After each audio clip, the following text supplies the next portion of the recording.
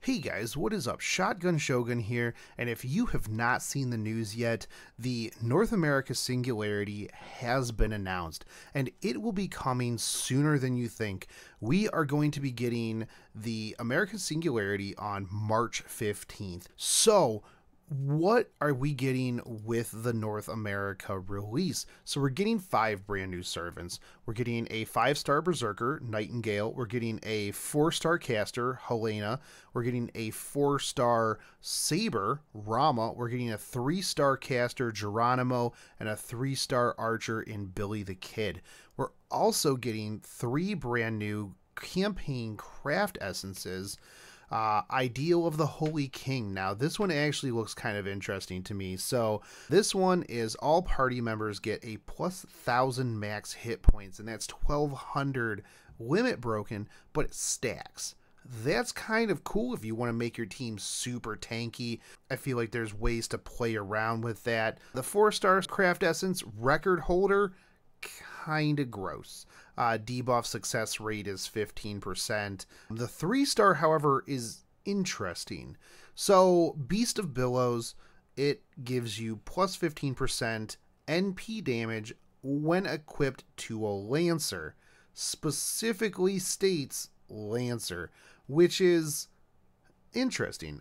We haven't really ran into any cards like that, so it seems like a good budget NP increasing craft essence just for Lancers. Now, the other thing that we're going to get in this is potentially is the Da Vinci exclusive craft essence that will be unlockable with mana prisms, much like the Mona Lisa. So this one gives your master XP plus 2%, mass limit broken 10%.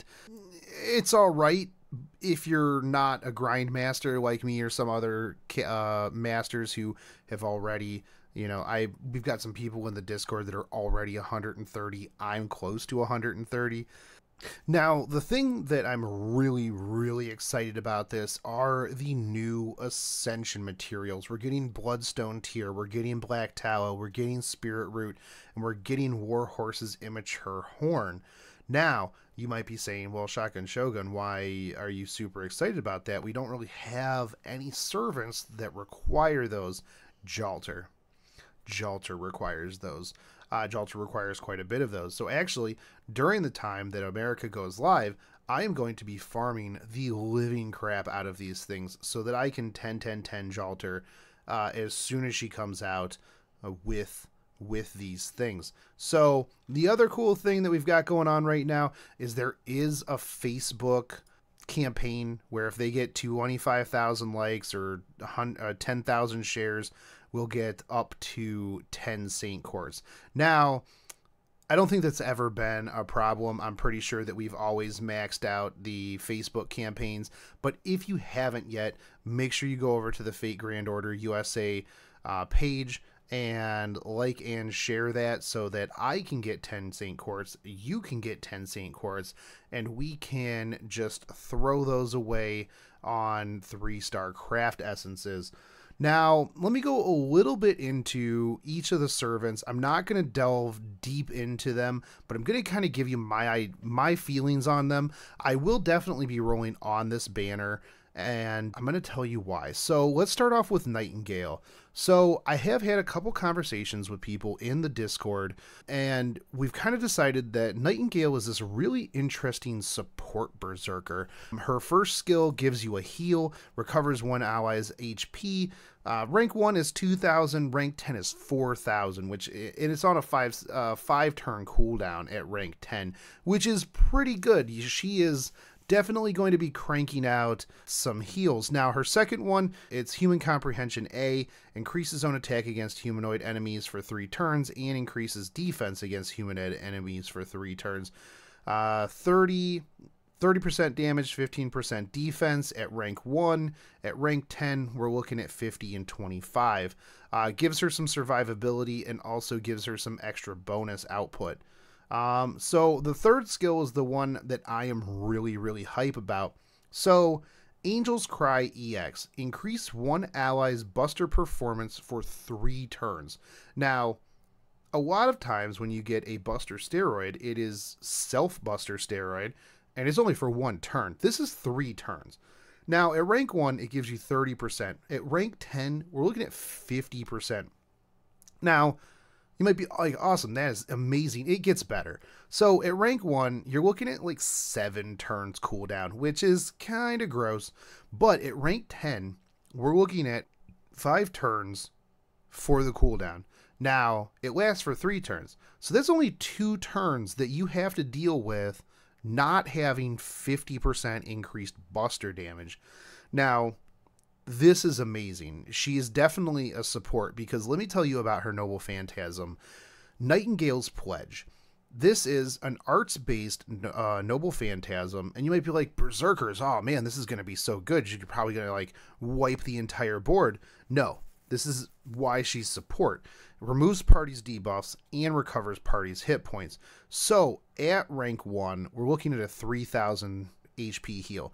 Rank 5, we're looking at 5,000.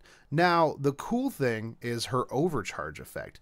Reduces all enemies' noble phantasm damage for 1 turn. So at rank 1, we're reducing it by 50%.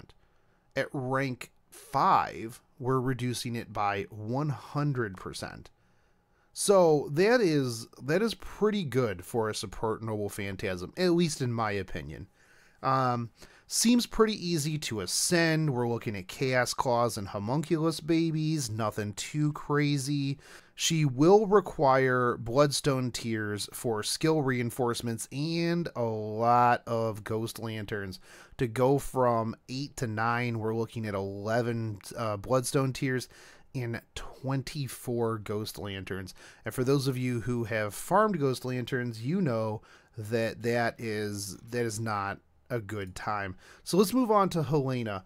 This is the 4-star caster that is in here, and I've been really looking forward to like another good caster, because you know, I've got Nursery Rhyme and I've got caster Liz, and Nursery Rhyme is really good, but definitely need backup crit stuff like that. Anyways, Hellena. Let's talk about our first skill, Magical Tuning C. So this doesn't just increase her NP gauge, this increases the entire party's NP gauge. 10% at rank 1, 20% at rank 10. Second skill, Mahatma A. Gain 5 critical stars every turn for 5 turns. Chance to increase own NP damage by 50% for 1 turn. I don't really like chances, especially when it's like NP damage, because I want to steroid myself and then blow stuff up. It does get a little bit better. So at rank 1, it goes to 60%. And then at rank 10, it's 80% with an 8-turn cooldown. But again, for me, I kind of, you know, I want it and then boom, I want to explode. So, all right, cool. So the third one is Pursuit of the Unknown Bee. This increases parties' quick, arts, and buster for 3 turns.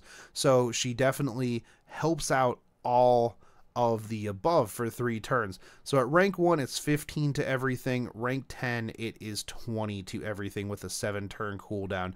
So it's pretty cool. Definitely helps out in many situations. Can kind of fit in with pretty much whoever. And now let's get on to the Noble Phantasm. So she has an AoE Noble Phantasm. It's arts-based.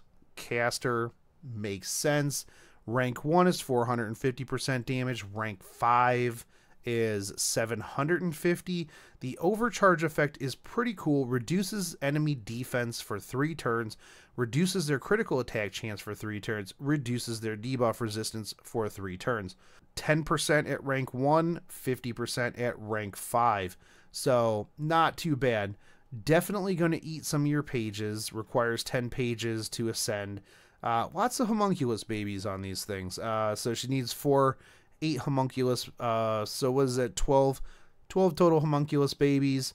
She's going to need a lot of ghost lanterns to skill reinforce, it's looking like. And black tallow and phoenix plumes are going to be your bane on the skill reinforcements.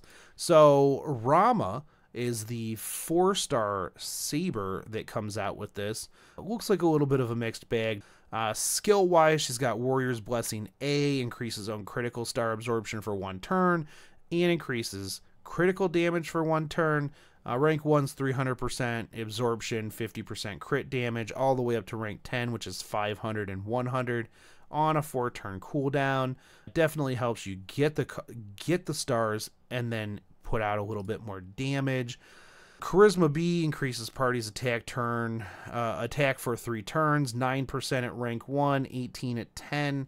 Very Gives herself guts on her 3rd skill, Curse of Separation, grants self guts status for 1 time, 3 turns, revives with 1,000 hit points, and recovers own hit points. So you heal yourself and give yourself guts for 3 turns, 1,000 at rank 1, 3,000 at rank 10. Very mediocre saber. Comes with a single target buster, Noble Phantasm, 600% on rank 1, 1,000 on rank 5. So, she needs a little bit of stuff to get. We're looking at 4 hearts of the foreign god, a lot of octuplet crystals, and 4 spirit roots to ascend. She's going to be eating 60, yeah, you heard it, 60 unlucky bones to skill up. I'm hoping that I'm reading this wrong, and that she doesn't need that, because that's ridiculous. I can't imagine anybody spending that much to max her out. But max him. Sorry. You know what? In this game, it doesn't matter. Next up is Geronimo. 3-star. Looks pretty okay caster-wise. First skill's Bloody Devil B, increases own buster performance for 1 turn, which is weird for a caster with an Arts Noble Phantasm. Rank 1's 30%, rank 10 is 50%. Second skill increases art performance 30%, 50%. And third skill is, you guessed it, increase quick performance 30%, 50%. Noble Phantasm is arts, deals damage to all enemies and reduces their critical chance by 20% for 3 turns. Just seems very, very odd. Well, it seems like a very odd servant. Seems kind of like a mana prism. I don't even know that I would use this guy as a budget servant. Billy the Kid, archer. Marksmanship A++, 10 out of 10, would buy from fast shipping. Increases own critical damage for 1 turn, 60% to 120%. Second skill is quick draw, pew, A+. Charge own Noble Phantasm gauge, 30% at rank 1, 50% at rank 10. And we are looking at Eye of the Mind False C for the third skill that grants self-evasion for 1 turn and increases own critical damage for 3 turns. We're looking at 16% on the crit damage on rank 1 and 32 on rank 10. So if you are stacking Marksmanship A++ and Eye of the Mind False, you're doing some pretty decent. You're doing 152% extra damage if you have both of those stacked and both at 10, which I don't imagine anybody's going to 10 Billy the Kid, but has a pretty decent skill kit. Oh, and if you add in independent action where you get increase your own crit damage by 10%, you're looking at, what is that, 162% damage? Yeah. So, all right. So, Noble Phantasm, we're looking at Thunderer. So, this deals damage to a single target enemy. It's a quick base, 3 hits, 1200% rank 1, 2000% at rank 5. Overcharge reduces their critical attack chance for 3 turns, 100% to 500%. Seems pretty easy to level up. You're looking at 5 Talons of Chaos. However, this guy is going to be eating bones as well. You're looking at it spending minimum of 30 bones for skills and about 32 Void Dusts. The Meteoric Horseshoes will probably be an issue too, if the 10 Bloodstone Tears don't scare you off. Anyways, that is all of the servants. I went over the CEs. So yeah, man, that is America in a nutshell. I went a little bit over what I thought I was going to on there, but yeah, man, that is a good overview of the of America, and all of these servants are going to be put in the story gacha as well. So look forward to that. I know that I am looking forward to farming for Jalter. Anyways, guys, tell me which of the servants you are most hyped for, and I'll catch you later. Take it easy. Peace.